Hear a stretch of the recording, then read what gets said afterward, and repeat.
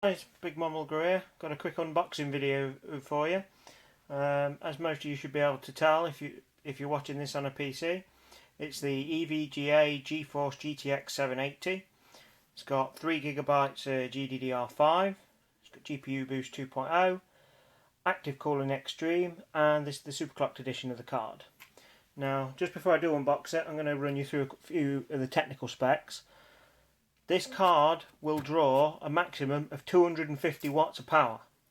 That is freaking ridiculous. If you check around a few review sites, you'll know some people will say this. You can run this with a 600 watt power supply. If you run this with a 600 watt power supply, you're mad. You'll burn it will burn out every 12 months. Seriously, you can run this with a 600 watt power supply if you've got one low energy hard drive, a 40 watt processor and nothing else. You really don't want to be running this with a 600 watt power supply.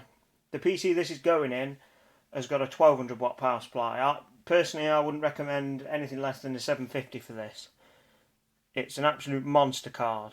The box really doesn't do it justice. The box is very understated. Right, let's run through the technical specs. The core speed is 967 megahertz. We've got a boost clock of 1020 megahertz. The architecture is based on the Kepler GK110. We've got 3GB RAM, obviously. Memory speed is 1502 megahertz. We've got with a bus width of 384 bits. It's GDDR5. Memory bandwidth is a whopping 288.4 gigabytes per second. That's huge. That's huge. It's based on 28 nanometer technology. It's got 192 texture mapping units with a texture rate of 185.664 gigatexels per second. ROPS are 48. With a 46.416 gigapixels per second. It's got 2,304 shader processing units, and it'll run at a whopping resolution of 4096 by 2160.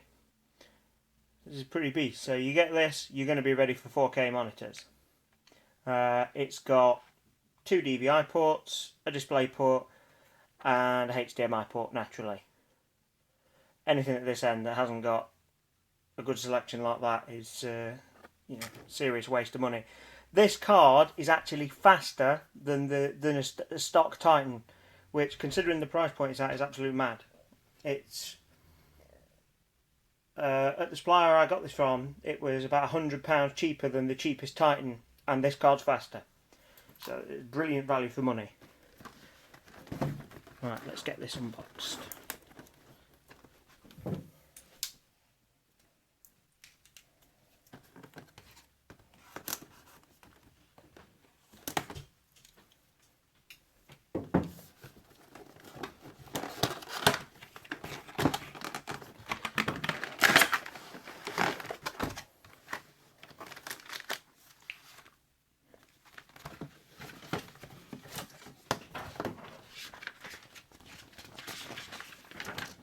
Oh, nice.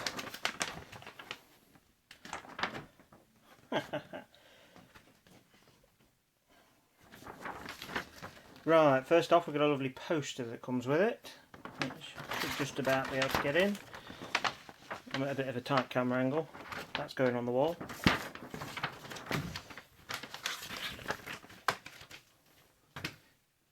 Got some nice showy stickers.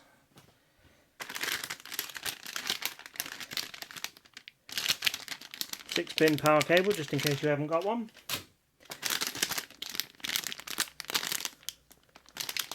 Eight-pin power cable, just in case you haven't got one. User guide and drivers, won't be needing those. DVI to VGA adapter. Not that we're ever going to be using a VGA output with this. Lovely hologram sticker to go on the front of your case.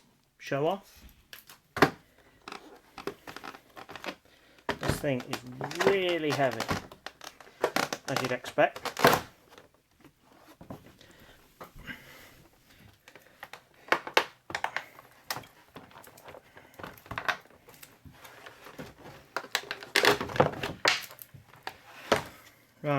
First off, if you're fitting one of these, don't forget to take the plastic off. All in all, build quality looks pretty good. We've got caps on all the ports. Just clip off the rubber ones.